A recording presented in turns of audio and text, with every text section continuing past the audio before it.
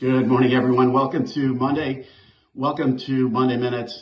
It's good to be back in the saddle after a few days away from the market. Spent some time over the weekend, wrote to clients this morning. Many of the themes still remain the same when you look at the market. This morning, certainly the rate markets globally, but here in particular in the U.S. being led by the long end, again, trading softly. And, we put out to clients this morning and I have some notes, and I'm going to read from the notes just so I capture everything. One of the biggest themes of late here has been better than expected economic data. Certainly growth is in this equation.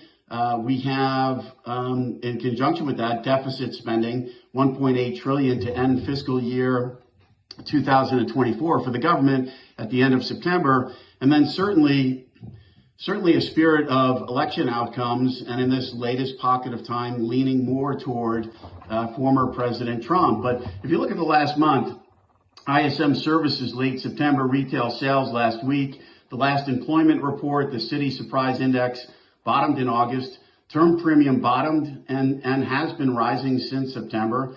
10-year yields have bottomed in September, 10-year break-even rates September. Former President Trump began to rise following the vice presidential debate at the beginning of October. The Atlanta Fed GDP tracking 3.4, and in conjunction with that, the dollar stronger. So I think the theme right here is very, very clear. With that, some froth coming off Fed pricing makes sense. This notion now of stronger data, gradualism, the Fed chose to go 50. We like the trajectory lower. We do think they left room on the way up to come down to recalibrate, whatever you really want to call it, being too restrictive. But having said that, we would have preferred a more measured approach. It would have given them more optionality meeting to meeting to just continue to come down methodically and guide the market over time. It's water under the bridge. The Fed chose to go 50. We're taking froth not only off 2024, but something we've spoken about in terms of forward space. Certainly, we had priced in forward SOFR space right down to that Fed's longer-term neutral projection of 280, which we thought was a little too rich. So a good repricing here, a healthy repricing here.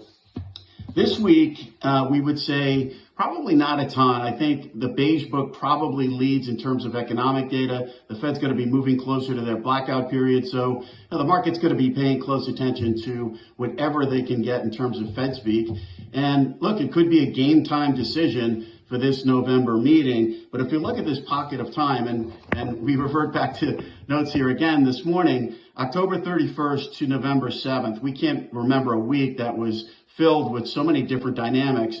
We'll get the PCE Deflator on the 31st. We get the jobs report on November 1st. We get the U.S. Treasury's quarterly refunding. We get this thing called the U.S. election. And then we get the FOMC meeting slightly after the election. So it's going to be an action-packed couple of weeks. In terms of market direction and curve, look, you have to be open-minded here, I think, in terms of this yield curve. We had favored re-steepening. We've gotten that re-steepening in this local window. And 10-year yields, we're looking in and around 417, 418, which is the 200-day moving average.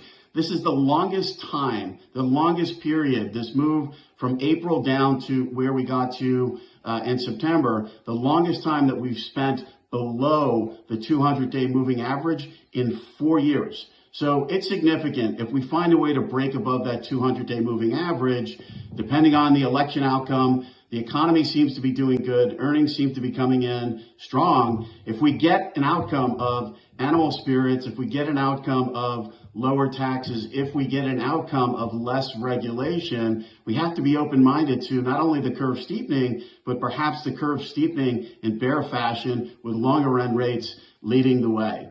On the ground this week, like I said, I think, front and center here is certainly going to be the Beige book in terms of economic data. The Fed is always watching that. And then a ton of Fed speak. We'll watch the claims numbers, which have clearly been distorted by the weather events. And we've written to clients about that now coming more into line. And Fed speak as they head into their blackout period. Wishing everyone a great week ahead. I'm Greg Faranello. I'm head of U.S. rates for AmeriVet Securities.